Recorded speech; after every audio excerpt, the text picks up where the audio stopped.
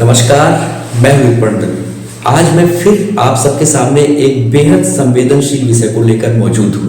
क्या आप जानते हैं कि आपके हाथ में जो मोबाइल है या जो दूसरे गैजेट्स हैं या आप अपना समय जितना ऑन स्क्रीन यानी किसी भी स्क्रीन पर बिताते हैं वो कैसा है, कितना सुरक्षित हो सकता है, उसके क्या खतरे हैं।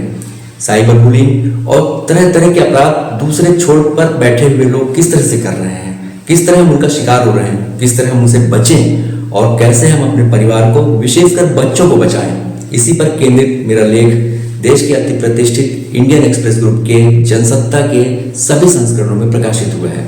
तो आइए आपको मैं सीधे रूबरू कराता हूं अपने उस लेख से। तकनीकी फरेबियों का जकड़ता जाल।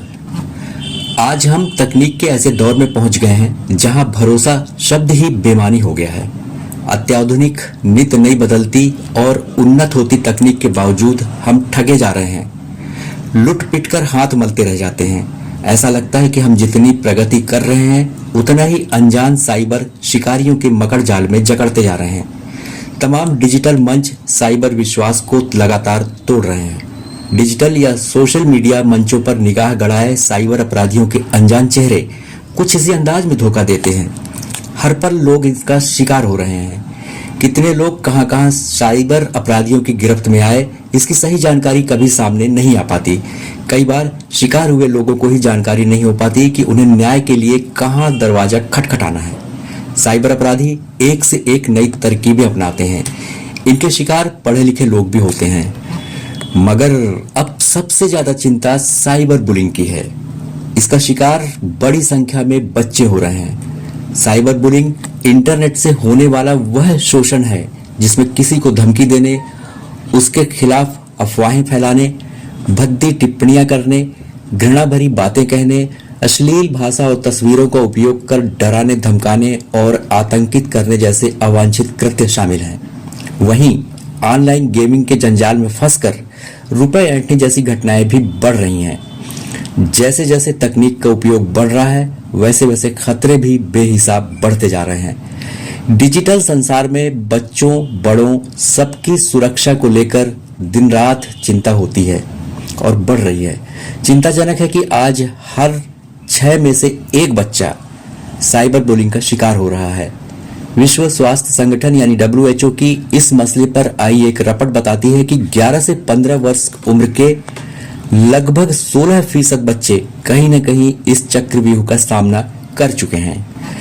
सच्चाई यह है कि कोविड-19 महामारी के दौरान आभासी दुनिया के उस दौर ने गति पकड़ी जिसे वरदान समझकर अभिभावकों ने छोटे छोटे बच्चों के हाथों में स्क्रीन वाले उपकरण पकड़ा दिए। अनजाने ही बच्चे, बड़े, बूढ़ों को इसकी ऐसी लत लगी जो किसी नशे से कम नहीं। पूर्णबंदी में शिक्षा को डिजिटलाइजेशन मंच पर ले जाने की मजबूरी की समूची दुनिया अब बहुत बड़ी कीमत चुका रही है। यूं साइबर बुलिंग पर दशक भर पहले से चिंताएं जताई जा रही हैं, मगर पूर्णबंदी के बाद इसके खतरे बेतहाशा बढ़ने लगे हैं। स्मार्टफोन, कंप्यूटर, टैबलेट और गेमिंग इसके औजार बनते गए। देखते ही देखते ऑनलाइन संसार बच्चों के लिए विशेषकर अत्यधिक असुरक्षित होता चला गया। विश्व स्वास्थ्य संगठन की रिपोर्ट बताती है कि वर्ष 2022 में दुनिया के 44 देशों में 11 से 15 वर्ष उम्र के 16% बच्चों और किशोरों ने किसी न किसी रूप में साइबर बुलिंग का सामना किया। कोरोना के पहले यानी 2018 में यह करीब 13% था। यह वृद्धि निश्चित ही अत्यंत चिंताजनक है। आंकड़े बताते हैं कि बुल्गारिया, लिथुआनिया, मोल्डोवा और पोलैंड जैसे देशों में सबसे ज्यादा साइबर बुलिंग हुई। इसी रिपोर्ट में बताया गया है कि बच्चे और किशोर प्रतिदिन लगभग 6-7 घंटे ऑनलाइन बिताते हैं। ऐसे में साइबर बुलिंग और हिंसा के स्तर में छोटा सा भी बदलाव इसमें फंसे हजारों किशोरों के लिए स्वास्थ्य के लिए चिंता का कारण बन सकता है और बना भी। 2022 में एक कंप्यूटर सुरक्षा कंपनी की साइबर बुलिंग पर आई रिपोर्ट के मुताबिक भारत में 85% बच्चे किसी न किसी रूप में साइबर बुलिंग का सामना करते हैं। इनमें 42% नस्लवादी, 36% ट्रोलिंग, 30% यौन उत्पीड़न, 28% धमकी और 23% झूठी, अश्लील या भद्दी डराने वाली जानकारियां सार्वजनिक करने की धमकियों का शिकार बनते हैं।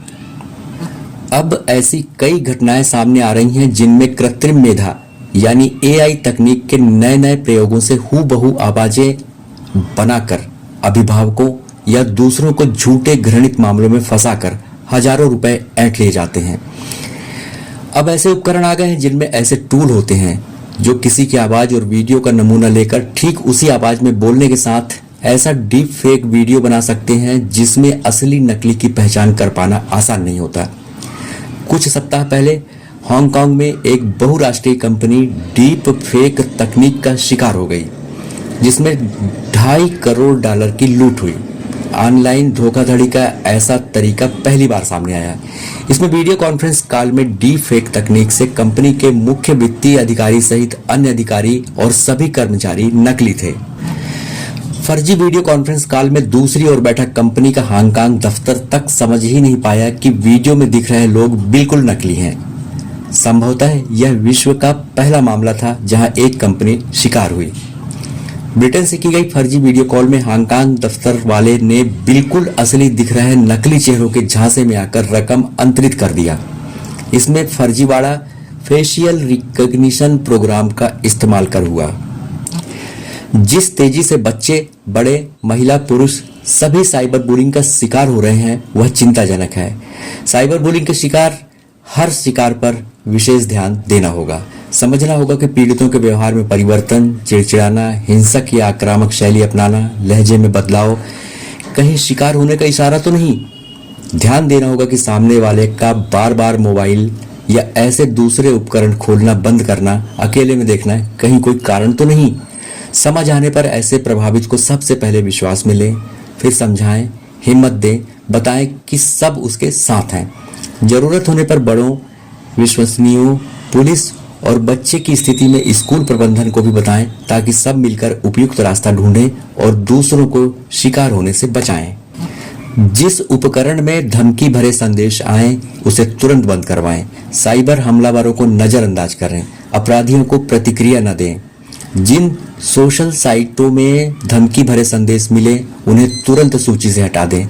धमकी भरे संदेशों को सहेजें और प्रिंट कर लें ताकि आगे भी उत्पीड़न जारी रहने पर कानूनी कार्रवाई में ये काम आए। पीड़ित को विश्वास में लेकर पूरी बात समझें, बजाय नाराज होने के उसे सहारा देकर डर और घबराहट से बाहर निकालें। निश्चित रूप से साइबर बुलिंग नए दौर का वह छिपा शैतान है जो अपने शिकार को सताता भी है, डराता भी है, लूटता भी है और जान लेने तक से भी नहीं हिचकिचाता। लेकिन ध्यान रखें कि सिर्फ उन्हीं को जो डर जाते हैं। इसलिए अनजाने कॉल, अपनों के असहज करने वाले वॉइस या वीडियो कॉल पर एकाएक भरोसा न कर पहले जांचें, परखें, अपनों से समझें, तब विश्वास करें। अनजानी साइटों, लिंक और अनुरोधों से बचें और फरेबियों की साजिश भरी दुनिया का शिकार न बने। मेरे सोशल मीडिया अकाउंट जिसका डिस्क्रिप्शन इसी में नीचे दिया हुआ है उस पर भी जाकर आप मुझे देखें और प्रोत्साहित करें। धन्यवाद, नमस्कार, फिर मुलाकात होगी।